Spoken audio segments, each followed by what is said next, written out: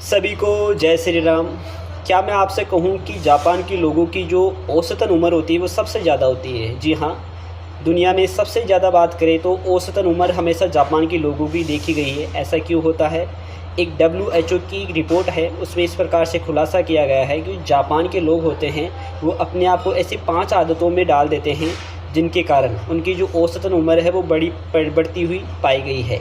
जैसा कि इस रिपोर्ट में बताया गया है कि वह हमेशा भोजन को कम मात्रा में लेते हैं। जैसा कि उनको 4 रोटी की आवश्यकता है तो हमेशा वो 3 रोटी का ही सेवन करते हैं।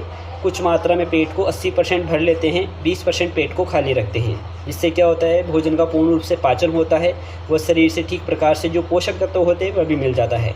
दूसरी बात इसमें पाई गई है कि हमेशा वो भोजन को सिंपल रखते हैं। ऐसा नहीं कि उसमें जंक फूड हुआ, फास्ट फूड हुआ, इनका बहुत कम इस्तेमाल करते हैं।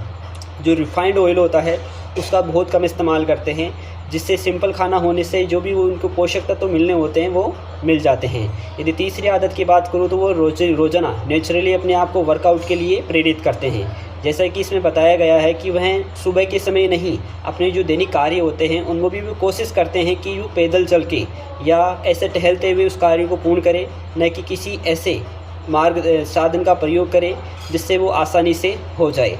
जो चौथी आदत है वो होती है खाने को फ्यूल के रूप में खाने की।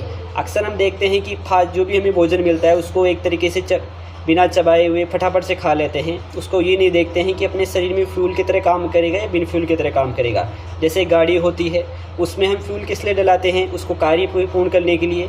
लेकिन भोजन को हम फ्यूल के रूप में नहीं लेते हैं तो हमें इसके चीज़ का सामना करना पड़ सकता है। तो मैं यही कहूँगा, आप भोजन को फ्यूल के रूप में काम में ले सकते हैं। साथ ही साथ में इसमें 5वीं आदत बताई गई कि वो पर डे अपने आप को एक नया चैलेंज देते हैं। ये स्वास्थ्य के प्रति हो या काम के प्रति हो, अपने आप को नई चैलेंज में प्रतिदिन देते हैं और उस चैलेंज को पूरा करने की कोशिश करते हैं। यही वो आखिरी आदत है जो उनको महान बनाती है। हर व्यक्ति को महान बनाने के लिए एक ही आदत काफ़ी है। प्रतिदिन व्यक्ति अपने आप को एक नया चैलेंज देता है और उसको पूर्ण करने में लग जाता है। ये बहुत ही बड़ी आदत है। आप 5 आदतों में से कौन सी आदत को अपने जीवन में उतारना चाहोगे? आप हमें कमेंट करके हमें बता सकते हो या हमें सब्सक्राइब करके हमारे YouTube चैनल को ये भी बता सकते हो। नमस्कार।